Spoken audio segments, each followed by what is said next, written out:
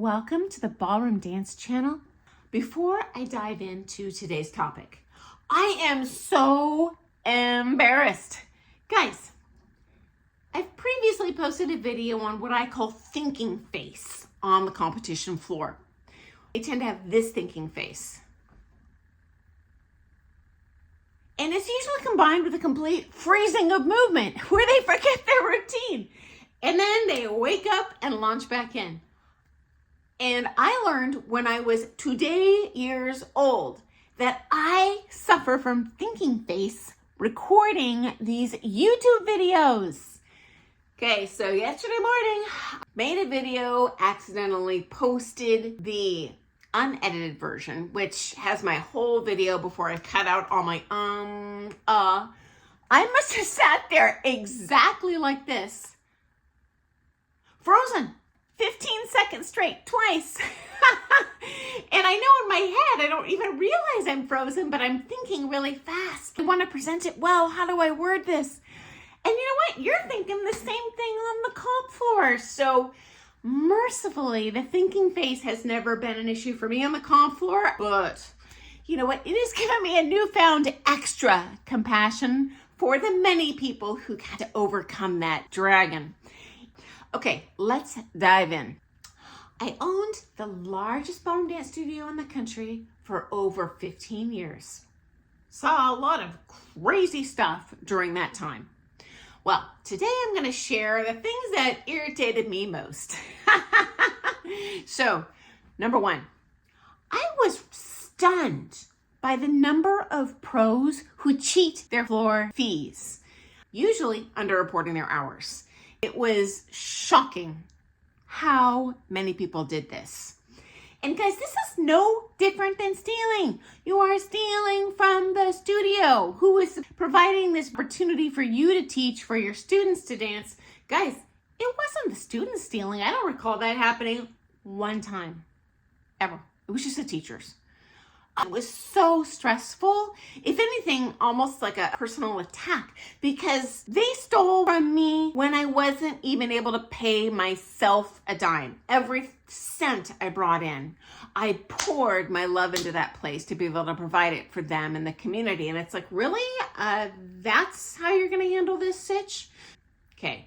Number two, the staff often trash your equipment. They don't care because it's not coming out of their pocket.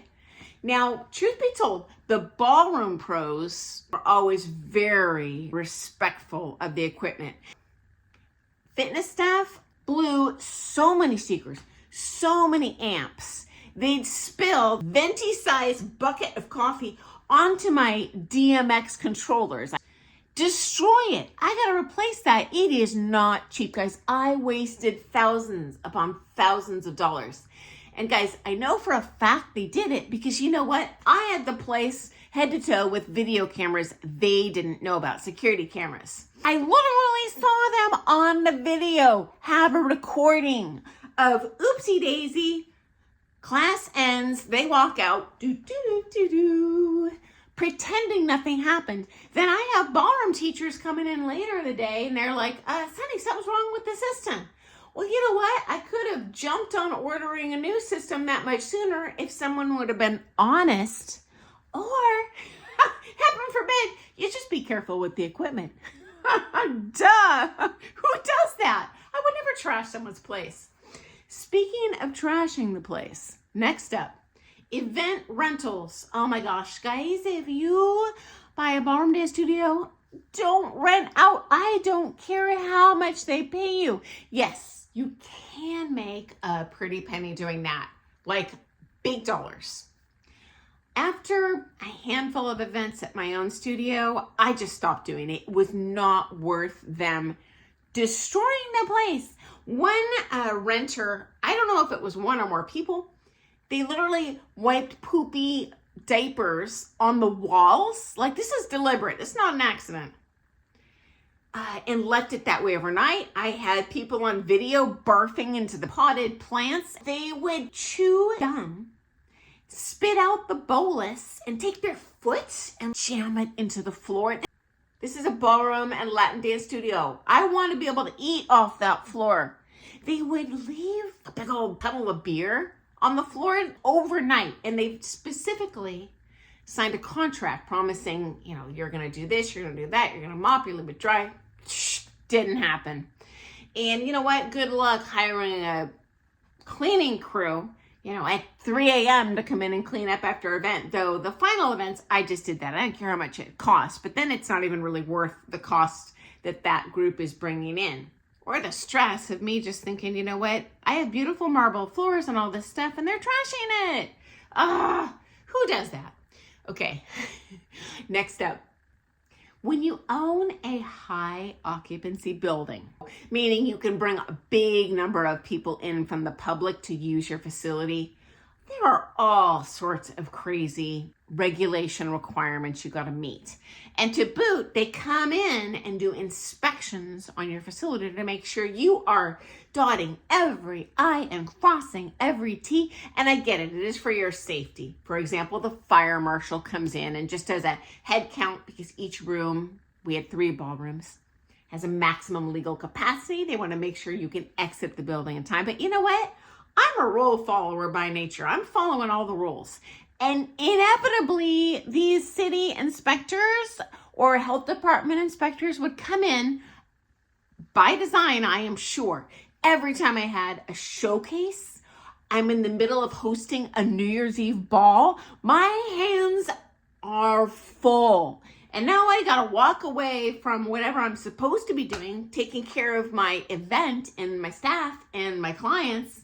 And I gotta do a 45-minute tour of here's the hot water heater. Here's where we plug in our LED lights and the disco ball. Like, really? Can you not time this better? I have passed these with flying colors every single time. Oh my gosh, really stressed me out. Because you know what? I'm trying to create a joyful environment really hard when I can't be in the room and I'm up in the attic showing some inspector something. Real hassle. And related to that, there are a ton of regulations you got to meet that you just wouldn't expect, that are quite expensive. For example, at least in my state, you have to have flame retardant coating on every single piece of fabric in that studio. And for me, I have 17,000 square feet of ballroom. I have 65-foot ceilings crazy tall. You needed a crane to get to the roof. Well, covered in fabrics, like thousands of feet in fabric. And we had to take that down every certain number of years, whatever the regulation was. And then you dip it and it becomes like flame retardant. Again, not flame proof, and then hang it back up. And shout out to Alan, who put in heaven knows how many years of work taking care of that disaster for us, because it was just so much work. Okay, final hassle. This was actually not an issue for me, but it is for, honestly, the vast majority of studio owners that I know who come into this with solely a ballroom dance background. They are shocked and overwhelmed and really screw up their paperwork, their taxes, their accounting. I had a student open their own studio. This was not the one that took over my studio, different one, but lovely, lovely lady. But she was like, oh my gosh, I ended up 6 months behind and I'm in such a pickle and I didn't realize I had to do quarterly taxes and blah, blah, blah, blah, blah. So just know there is a ton of time and expenses, and you really need to maintain meticulous records, because you know what?